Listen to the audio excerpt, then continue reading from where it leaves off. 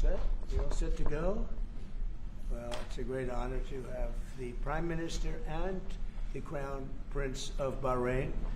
That's a fancy two titles, I want to tell you. I don't know if I'd rather be the Prime Minister or the Crown Prince. I think I'd take the Crown Prince.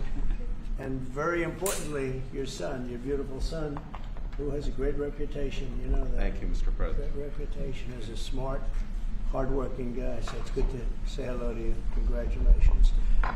We've had a tremendous relationship, I have personally, with Bahrain over the years, and has been a fantastic ally.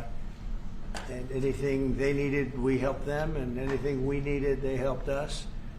And we're going to be talking about a lot of different things, including the most perfect military maneuver that anybody's seen probably in 50 years, which took place a few weeks ago in Iran, knocked out their entire potential nuclear capacity.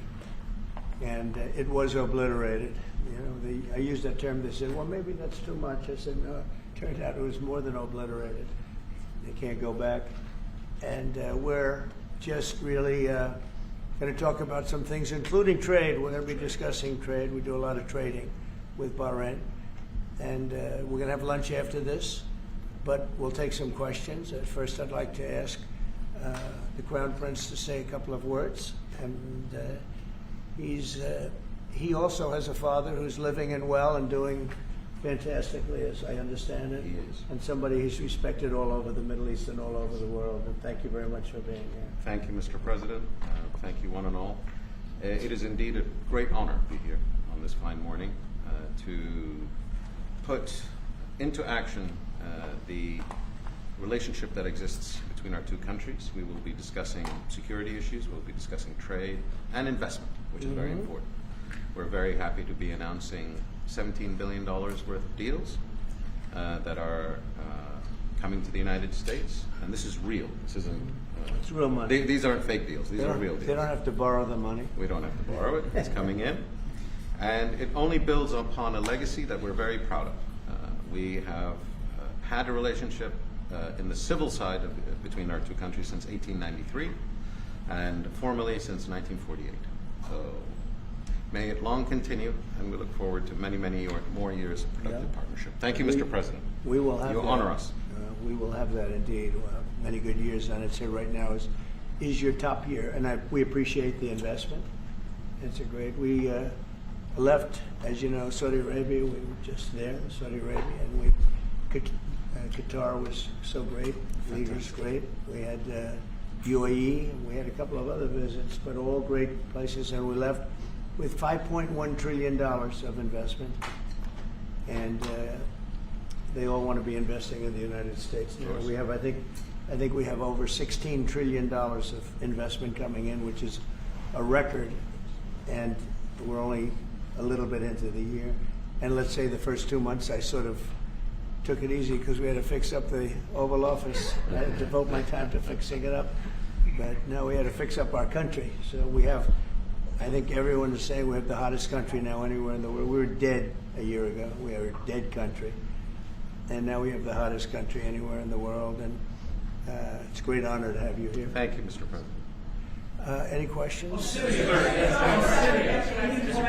Developments in Syria at the moment. Well, I can comment. I think I'll ask Marco to say a few words on Syria. Yeah, it's complicated, obviously. These are historic, long-time rivalries between different groups in the south-west of Syria, Bedouins, the Druze community, and it led to an unfortunate situation and a misunderstanding, it looks like, between the Israeli side and the Syrian side. So we've been engaged with them all morning long and all night long with both sides, and we think we're on our way towards a real de-escalation and then hopefully get back on track in helping Syria build a country and arriving at a situation there in the Middle East is far more stable. So in the next few hours, we hope to see some real progress to end what you've been seeing over the last couple hours. Mr. President, Jerome Powell, do you have plans, or you're back considering firing Jerome Powell? What's your justification if you're thinking about this? Well, he's too late. He's always been too late, hence his nickname, Too Late. He should have cut interest rates a long time ago. Europe has cut them 10 times in the short period of time, and we cut them none. The only time he cut them was just before the election to try and help Kamala or Biden, whoever the hell it was, because nobody really knew. Obviously, that didn't work, but he tried to cut him for the Democrats, Kamala. And how did that work out? You'll tell me. It didn't work out too well, did it? But I think he does a terrible job. He's costing us a lot of money, and we fight through it. It's almost, the country's become so successful that it doesn't have a big impact, but it does hurt people wanting to get a mortgage. People want to buy a house.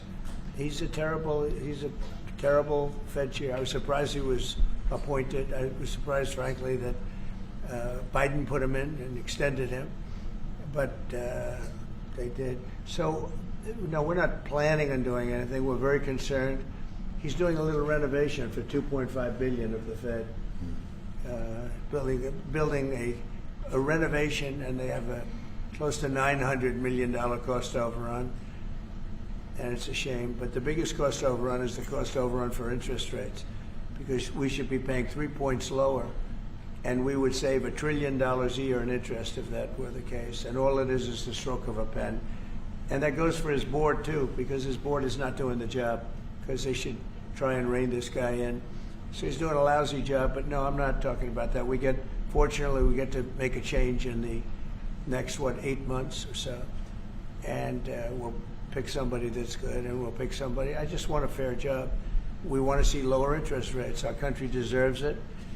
We're making a lot of money. We're doing great as a country. We have no inflation. Record stock market, record business, record everything. Everything's a record now. We had the worst inflation in history under Biden, and now we have almost no inflation.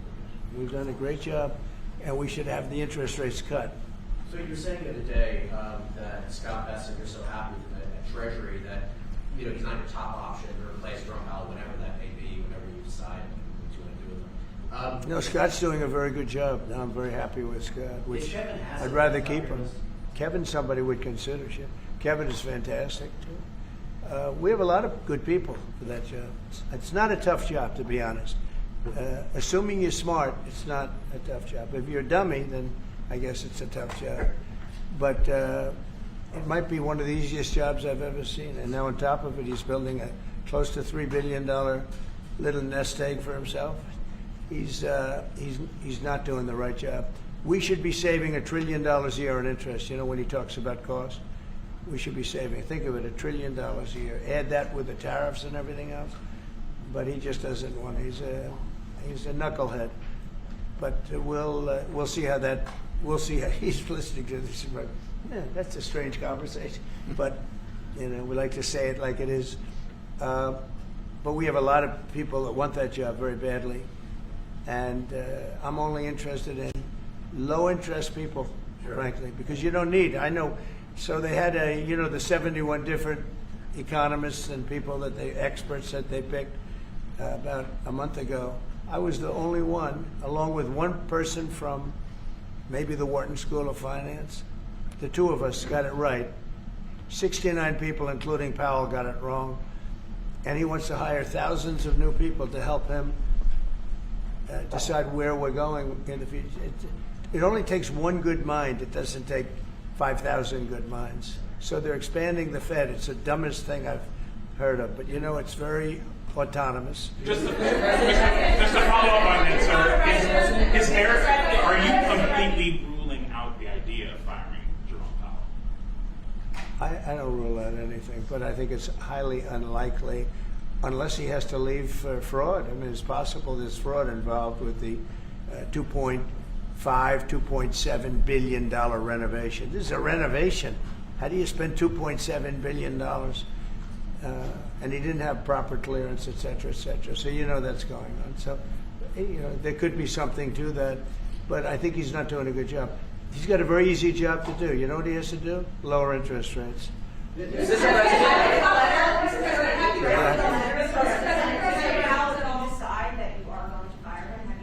No, I haven't drafted a letter. So you didn't show a letter to Republican lawmakers last night? No, I talked about the concept of fire him. I said, what do you think? Almost every one of them said I should. But I'm more conservative than they are. Mr. President, No, we did. We talked about it. In fact, we had 11 of the 12 people here yesterday for a very big bill having to do with crypto, etc., and other things. And all of the votes are going with us, every single vote. But during the conversation, when we were talking about it, I asked, what would you do about that? They all said would fire him. Mr. President, Yeah, please. thank you for taking my question, sir. You were in Pennsylvania yesterday. You Yes. unveiled $92 billion worth of investments. One of those jumped out to $15 billion in Homer City to build the largest natural Right, gas yeah. power plant ever. I was at the rally where you told Homer City residents you would not forget them when the biggest coal plant in Pennsylvania That's right. closed down. Delivered for them yesterday. What message do you have for those Well, I'm residents? happy. Homer City. I was there, and I said, I'm going to produce something, I don't know what, because they had shut down this massive coal plant, one of the biggest in the country. And it was just purchased by the gentleman that you met yesterday, a very substantial man. I don't know if he's maybe not as substantial as you, I'm not sure.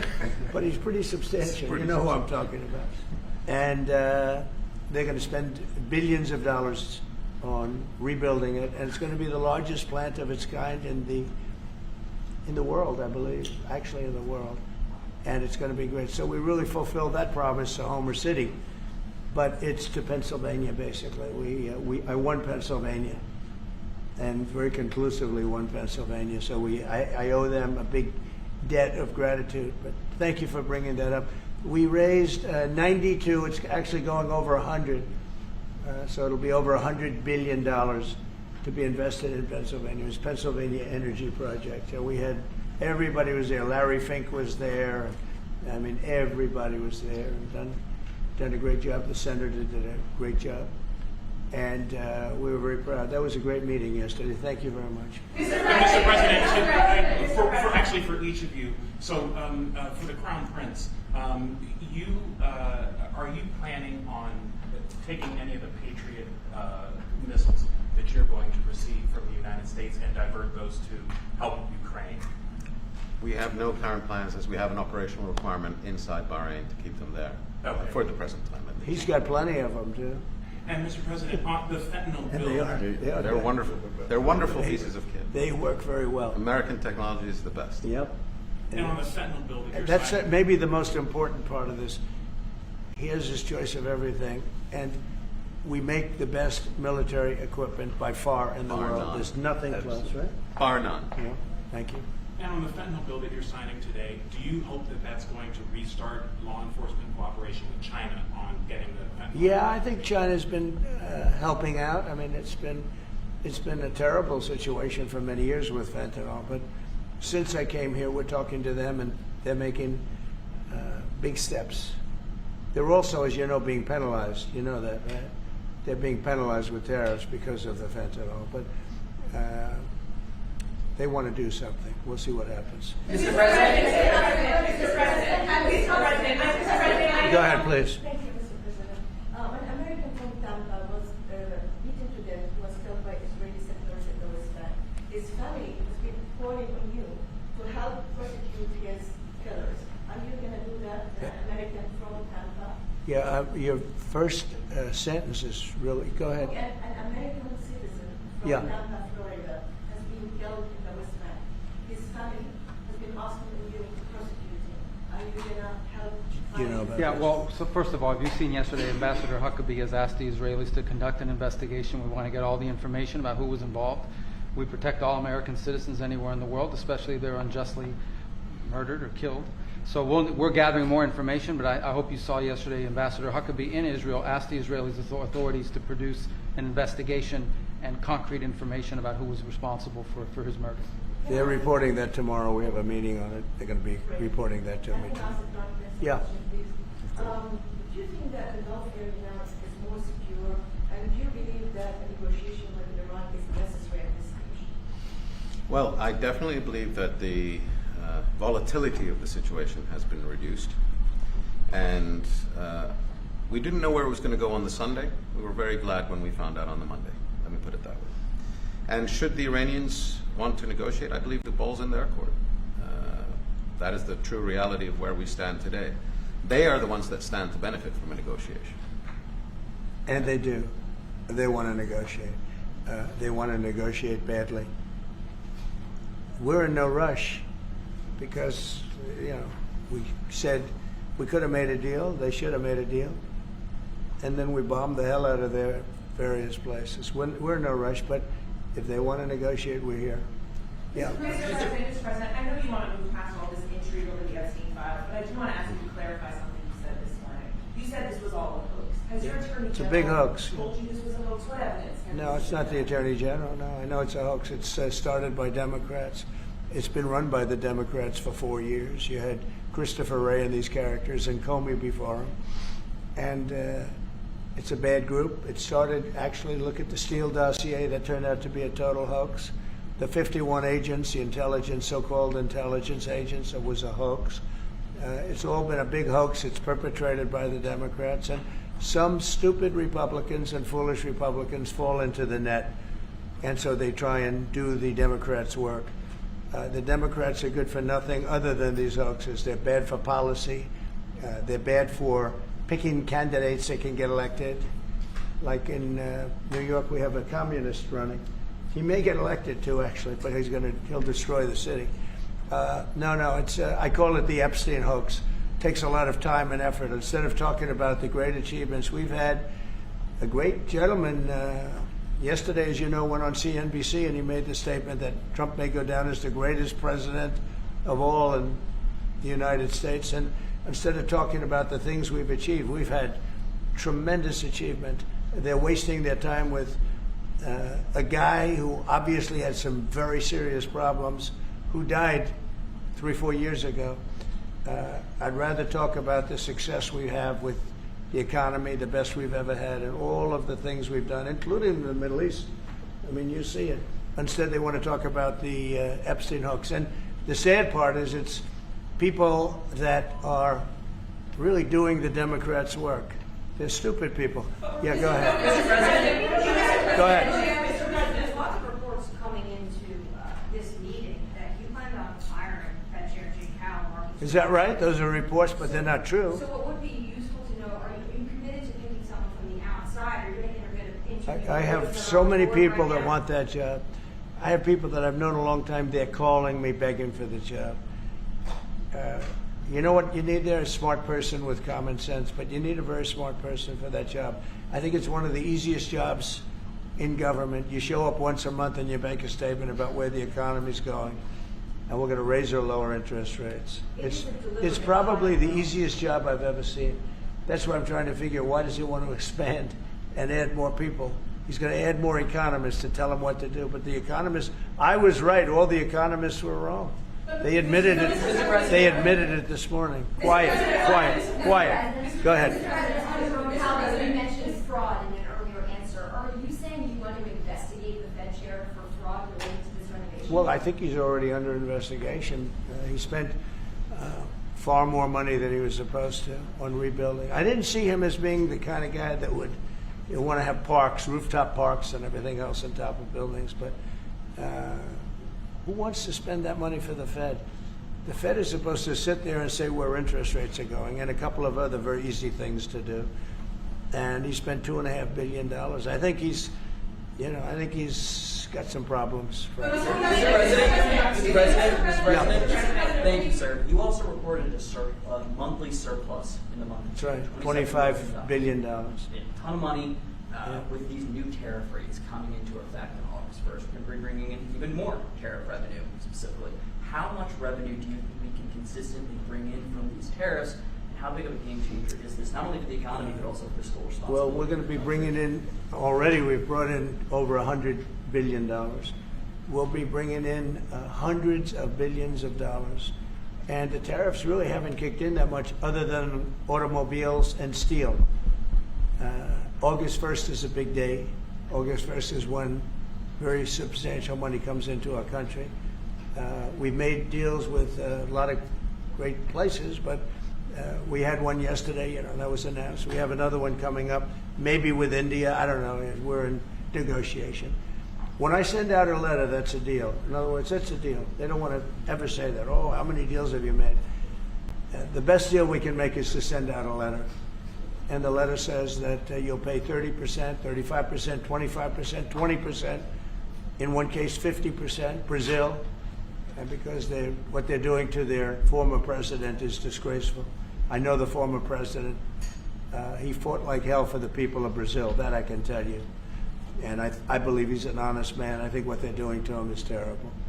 So, yeah, we have some pretty good deals to announce, but every time we send out a letter, that's a deal. The big one really is going to be on the 150 countries that we're really not negotiating with, and they're smaller. We don't do much business with them. Because you have a lot of countries, you have over 200 countries, and a lot of people don't know this, but we'll have well over 150 countries that we're just going to send a notice of payment out, and the notice of payment is going to say what the tariff, and it's all going to be the same for everyone, for that group. They don't, they're not big countries, and they don't do that much business. It's not like the ones that we've agreed with, like China, like Japan, where we're negotiating with them, but I think probably we'll live by the letter with Japan. We're very close to a deal with India where they open it up. Indonesia yesterday was, it wasn't an open country, now it is. And they have tremendous copper, quality copper, and probably the most copper. And we made a deal with Indonesia. We pay no tariff, zero, and we have total access to trade. That's a phenomenal deal for our companies. And we've agreed with them, as you know, on 19%. They pay 19%. And it's a good deal for them, and it's a good deal for us, so in that case. But we have a number of them coming up. But overall, we're doing well, and we're taking in a lot of money, a lot of money. We have the number one, we have the most oil of any country in the world, even more than them, which is hard to believe. But we have a little larger piece of land, right? You do, sir. But so. we're number one in the world in oil, and we're drilling, and today it hit $64 a barrel, which is great, and that'll help stop wars, actually. If you want to know the truth, it's going to help stop wars, and we hope to get it down a little bit more. But we have oil down to $2, $2.25, $2.50 in numerous states. We hit one at $1.98 a gallon, and that's a great thing. That's one of the reasons that inflation's in check. When you can do that, you stop the inflation. What Biden did is he ended our policies, went to his policies. He didn't have a policy. Some lunatic around the desk had a policy. Whoever operated the auto pen had a policy, which is, by the way, I think the biggest scandal. That's the scandal they should be talking about, not Jeffrey Epstein. The scandal you should be talking about is the auto pen, because I think it's the biggest scandal, one of them in American history. So the economy is doing really well, and people are saying it. Yeah. Please. Go ahead. Will you ask Attorney General Pam Bondi to release more documents to finally put this controversy to bed? Yeah, whatever's credible, she can release. If a document is credible, if a document's there that is credible, she can release. I think it's good. But it's just a subject. He's dead. He's gone, and all it is the Republicans. Certain Republicans got duped by the Democrats, and they're following a Democrat playbook, and no different than Russia, and all the other hoaxes. They're started by the Democrats, and some Republicans. In this case, I was surprised, but they got duped.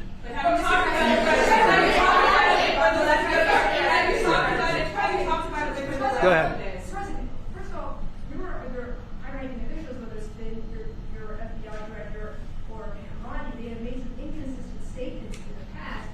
Well, I don't know. I can't speak about him, but I can say that Pam Bondi, I really think that she's done very good. She says, I gave you all the credible information. And if she finds any more credible information, she'll give that too.